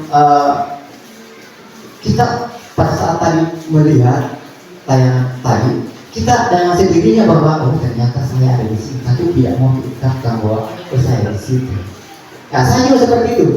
Ya saya kayaknya kalau di posisi 4 dan 5 itu jarang, tapi 1, 2 dan 3 sering 1, 2. Sering 1, 2 saya pasti di situ. Ya. Saya sering 1, 2. Tapi yang ketiga kadang saya gunakan, tapi ada negatifnya. Yang ketiga itu sebagai teman. Ya, sebagai teman.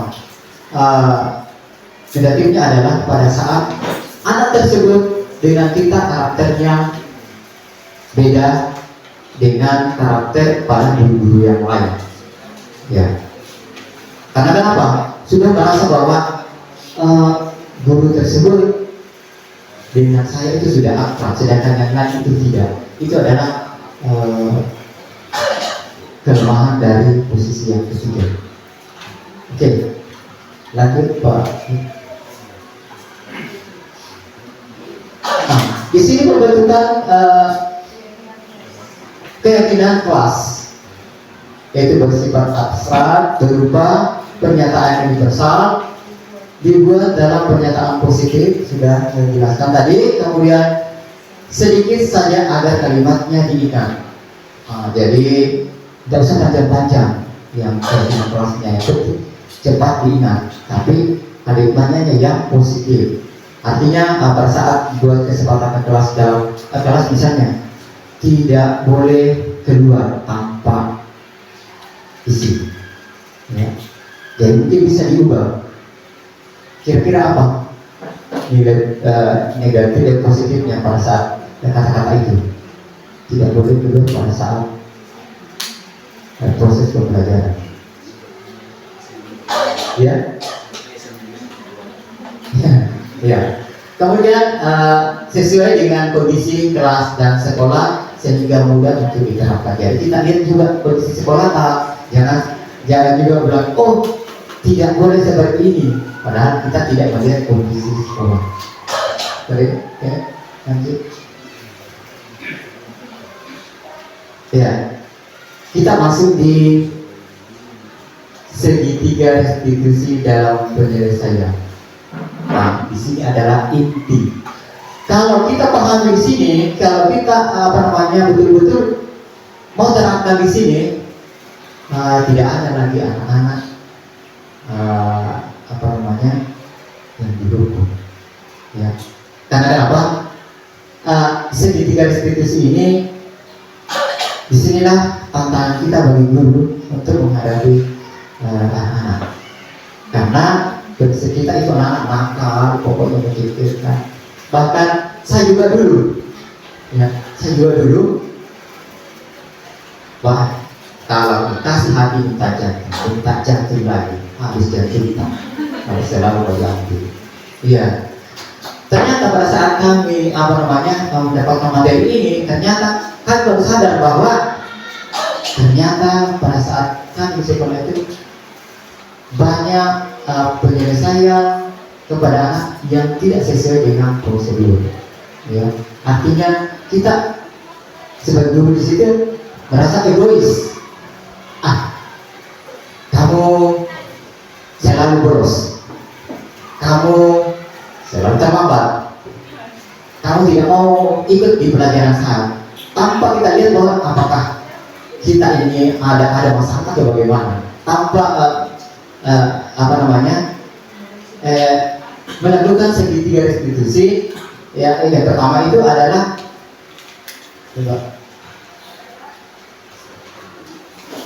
menstabilkan identitas. Jadi pada saat kita tangani anak-anak, itu yang pertama sekali adalah menstabilkan identitas. Ya. Berdasarkan prinsip membuat kesalahan adalah bagian dari proses pembelajaran. Pada saat kita menangani anak-anak, inilah beberapa hal yang perlu kita ingat, Bapak Ibu. Itu berbuat saat itu belajar. Kemudian tidak ada manusia yang sempurna. Itu untuk menstabilkan supaya anak-anak tidak down, ya, tidak merasa dibangun lagi. Iya, tertekan, ya. Jadi inilah kata-kata yang bisa diterapkan. Minta maaf sebelumnya ada kasus, ya, beberapa kasus di sini. Bukan saya mungkin Bu Bicu di situ dia. Bagaimana sekarang anak itu? Sudah ya? Karena bukan berarti bahwa kami ikut andil di sini, tapi ada dorongan dari Bapak Ibu guru juga. Kebetulan saya juga, apakah pengaruh dari situ atau bagaimana? Ada juga dari kesiswaan. Sekarang sudah, alhamdulillah sudah mulai masuk, ya, Ibu, ya. Pernah juga saya terapkan restitusi ini, ya, pernah saya juga terapkan. Bahkan saya suruh untuk ini, bagaimana caranya untuk tidak mengulangi lagi, ya. Oke, jadi kalau tangani anak-anak itu buat saat itu aja, artinya distabilkan. Jangan langsung kamu lagi, terlambat lagi. Langsung datang lagi guru. Iya memang, saya juga seperti itu. Datang lagi guru bahasa Indonesia, guru pelajaran pejuta. Apa memang itu semua begitu ini anak-anak? Memang ini anak semua mata pelajaran. Tambah anak-anak itu yang tadinya mau keluar pendapatnya akhirnya tidak, karena istilahnya di sini dilimbui. Iya, dikompoi. Satu saja guru yang hadapi itu anak-anak ini. Apalagi datang guru agama, memang tidak bisa membaca Al-Quran. Selalu gua ajar tapi tidak mau. Bukan saya menunjuk. Contohnya seperti itu ya. Iya, contohnya. Tapi kadang kita lihat di sekolah-sekolah lain mungkin di sini tidak. Ya memang begitu. Saya juga terlambat, tugasnya mana tugas mau belum selesai satu lagi guru. Bagaimana tidak beli anak-anak? Iya, jadi harus distabilkan dulu identitasnya. Artinya supaya ini anak-anak, oh iya ternyata ibu guru tidak terlalu marah, jadi akan cari angka solusi. Iya, so maka akhirnya anak-anak kalau tidak sekolah akhirnya masuk paket apa tidak ada ini. Oke, lanjut yang kedua. Validasi tindakan yang salah. Kita validasi berdasarkan prinsip setiap perilaku berupaya memenuhi satu kebutuhan tertentu. Nah, di sini ada kamu pasti punya alasan mengapa melakukan hal itu. Nah, di sini ditanyakan apa alasannya sehingga kamu berbuat seperti itu. Nah, tadinya kenapa begitu? Apa alasan begitu? Nah, itu kan sama halnya dengan validasi tindakan yang keras. Iya, tidak boleh juga seperti itu. Artinya, kamu kan berbuat seperti itu pasti ada alasannya. Kenapa nak? Apa alasannya? Lalu begitu dengan sendirinya anak-anak kita akan iya Pak, alasannya. Tapi kalau apa alasanmu? Kenapa kau begitu? Bisa saja anak, ya begitu kamu begitu begitu memang. Maka begitu juga begitu anak karena kita juga dari bahasa tak. Iya, sebagai contoh. Oke. Kemudian yang terakhir. Oke, yang terakhir menanyakan keyakinan kelas. Oke. Berdasarkan prinsip teori kontrol bahwa pada dasarnya kita termotivasi secara intrinsik dari dalam, ya, dari dalam. Nah, di sini pertanyaan kita, apa keyakinan kita? Contoh, keyakinan apa yang nak langgar? Nah, kemudian nilai-nilai apa yang telah disepakati bersama? Artinya sebelum kita mengajar harus ada kesepakatan kelas, ya, keyakinan kelasnya supaya pada saat dia melanggar baru kita ingatkan, oh keyakinan kelas kita dan kita sepakati itu apa nak? Ya, misalnya tidak boleh terlambat, ya, seperti itu. Jadi misalnya kalau dia bilang apa keyakinan kelas kita? Misalnya bilang, oh saya terlambat. Nah, kalau terlambat itu berarti yang yang dilanggar adalah kedisiplinan. Nah, dia akan mengatakan sendiri, saya langgar kedisiplinan. Tapi dia tidak akan mengatakan kedisiplinan kalau sebelumnya tidak ada kesepakatan kelas. Jadi awalnya itu harus ada kesepakatan kelas. Ya. Kemudian apa yang harus kamu lakukan agar tidak melakukan hal yang sama? Artinya kita berikan sama anak bahwa apa yang kamu lakukan supaya tidak mengulangi lagi kesalahan ini. Dengan sendirinya anak-anak ini akan mengatakan bahwa oh saya akan cepat bangun, tidak main game lagi. Karena kan dari tadi dikatakan apa alasannya, ya. Oke, lanjut.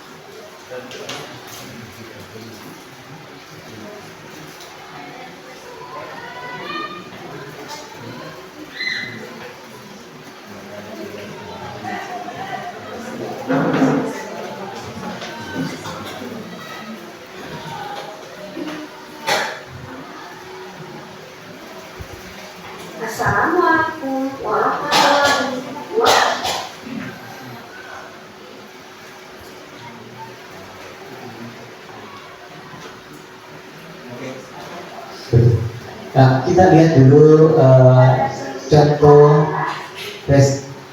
segitiga restitusi sebagai contoh. Sudah ini kita akan praktek ya.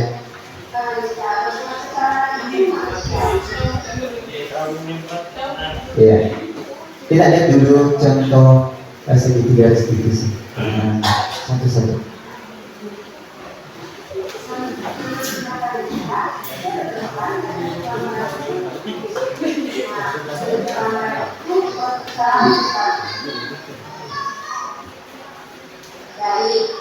Dari kesalahan itu manusiawi. Setiap orang pasti pernah membuat kesalahan yang terjadi. Kita bisa mempelajari dari kesalahan tersebut dan berusaha memperbaikinya sendiri. Bisa kita cari solusinya bersama ya. Bisa sering datang terlambat, pastinya. Ya, ini validasi tindakan Kenapa sih masuk. bisa sering datang terlambat?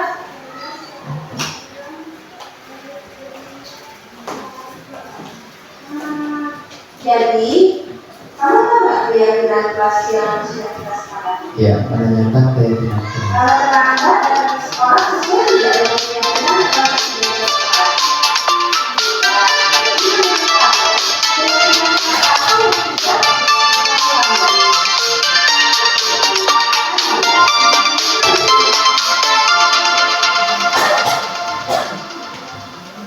Betul sekali, Lisa.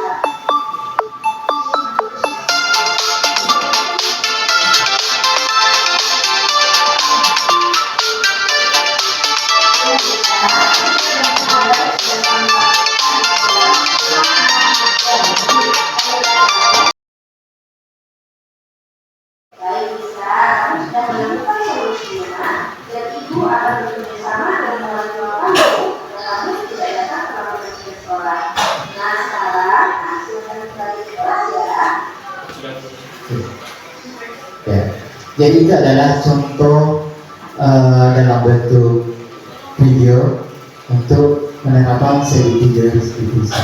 Nah, kalau bisa sekarang supaya tidak dalam bentuk video, bagaimana kalau kita langsung saja praktek penerapan contoh segitiga restitusi. Mungkin bisa kami panggil teman yang bisa berpartisipasi. Iya. Oke. Iya. Ya.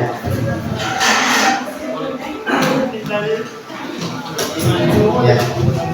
Ini boleh minta tolong sama Bu Hijrana untuk sebagai ibu guru, kemudian Pak Herli sebagai siswa. Ya. Ini penerapan segitiga restitusi. Ya.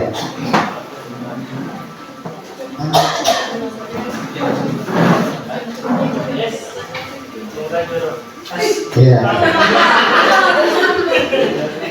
Ya.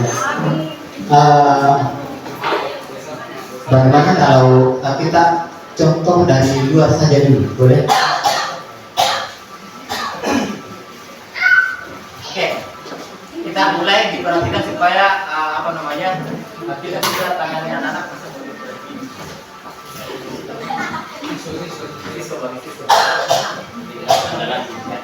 Oke, assalamualaikum, selamat pagi Bu.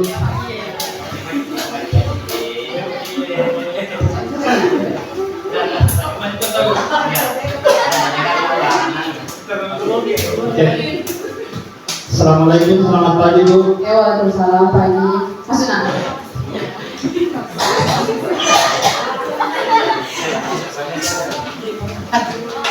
Nah, Andi, gimana kabarnya hari ini? Alhamdulillah bisa. Tadi sebelum berangkat ke sekolah sudah sarapan? Sudah. Sarapannya apa? Sushi sama roti.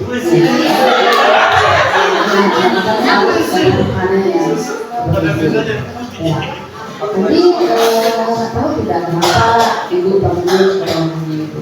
Iya betul. Kenapa? Alasannya karena terlambat masuk di kelas. Teman-teman, tadi proses belajar mengajar di sekolah kita ini biasanya mulai jam berapa?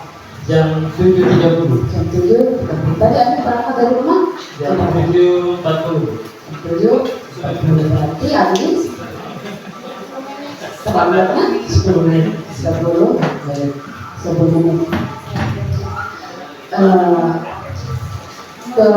Kenapa Andi bisa sampai terlambat dari sekolah?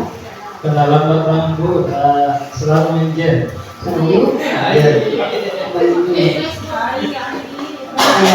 Berarti di sini Andi di sekolah kita khususnya di kelas kita kan kita sudah ada kelas dan sudah kita sepakati bersama. Andi masih ingat tidak? Masih. Ya, dan di sini Andi melanggar ketentuan mana?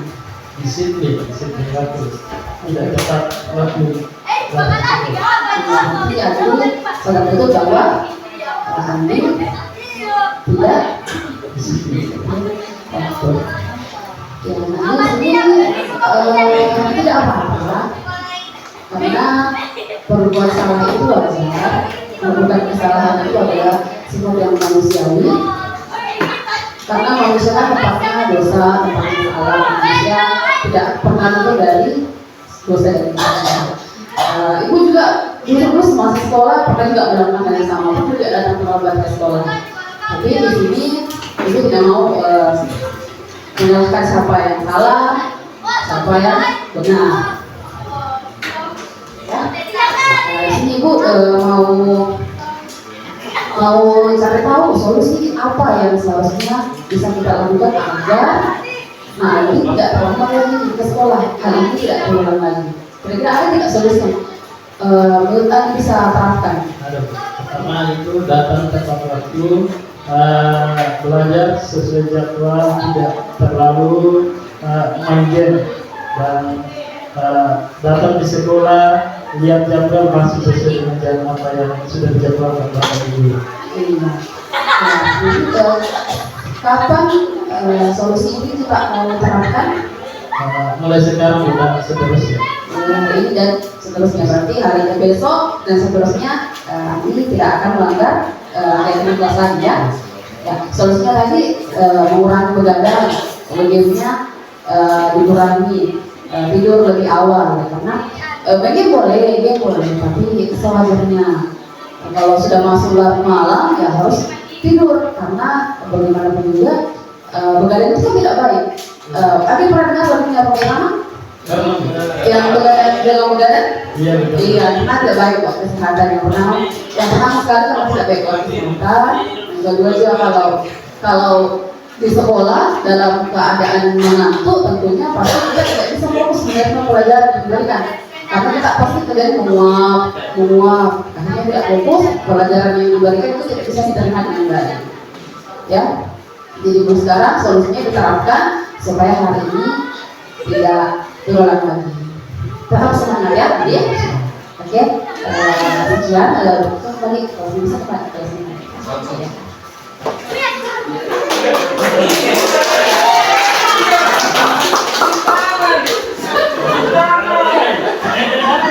Ya,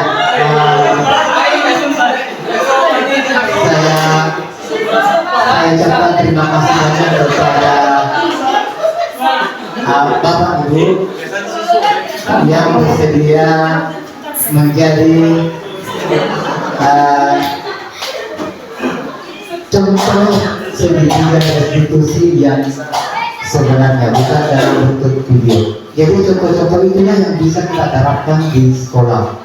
Seperti kekerasan karena biasa kapan selalu kekerasan yang kita gunakan atau posisi kontrol yang 1 dan 2 kita selalu gunakan di situ, anak-anak bisa juga jadi tidak terarah karena dia ada tekanan dari guru. Tapi kapan kata-kata yang harus kita kasihkan kayak seperti tadi itu, saya yakin anak-anak juga tidak akan terlalu bertingkah. Meskipun tidak 100% semuanya akan berubah, tapi minimal akan berubah menjadi 75% apabila kita terapkan di situ. Terus terang kami pada saat terima materi ini, kadang kami tidak sesuai dengan apa yang kami dapatkan di sana, tapi dalam hati kami ini bukan yang diminta oleh CGP. Ya. Karena kenapa? Kami masih beradaptasi antara dari pendukung ke pembuat rasa bersalah. Kami mau menjadi sebagai posisi yang manajer, tapi sampai saat ini mudah-mudahan bisa kita terapkan juga dengan kami, tapi teman-teman juga bapak ibu guru bisa terapkan di sekolah. Ya. Oke, lanjut Pak. Bisa ya, betul. Oke, betul. Dalam penerapan program disiplin positif, hendaknya guru memiliki standar kepribadian, profesional dan sosial yang baik, di mana guru mampu merefleksi dirinya dalam posisi kontrol saat ini. Bagaimana perjalanan dirinya sebagai imam atau manajer yang menuntut muridnya menjadi insan yang mandiri, merdeka dan bertanggung jawab. Lakukan tidak sengaja maupun sengaja, mohon dimaafkan. Dan saya akhiri dengan ucapan wabillahi taufiq wal hidayah. Wassalamualaikum warahmatullahi wabarakatuh. Ya. Terima kasih Pak Asis yang telah pertama kali terakhir, luar biasa. Dan terima kasih juga pada Bapak Ibu guru hebat. Tentunya dari materi ini sekali lagi bahwa kami tidak menggurui. Di sini kami juga sedang proses belajar. Dan harapannya tentu bahwa materi ini kami tidak mampu melaksanakannya secara sempurna di sekolah 100% sekolah kalau cuma kami bertiga. Tentu semua harus ada kolaborasi kita semua agar tentunya kita bisa melaksanakannya dengan baik. Yang paling unik sekali adalah tentang bagaimana mengelola siswa kita ketika ada melakukan kesalahan yang memang sudah terjadi sekolah dimanapun itu. Yang membedakan adalah bagaimana cara mengelola anak kita agar kita barangkali merubah pola pikir kita dari sifat menghukum, tapi membuat anak kita menjadi ada rasa yang muncul dalam hatinya bahwasanya belajar itu sangat penting. Dan tentunya kepada ibu guru seluruh bapak ibu guru ini bisa menjadi bahan kita bersama untuk memperbaiki cara betul kita dalam proses memberikan pengajaran kepada murid, terutama pada diri masing-masing. Iya, barangkali itu pemaparan dari kami 3 materi ini. Dan sebelum sampai penutup, kiranya Bapak bisa memberikan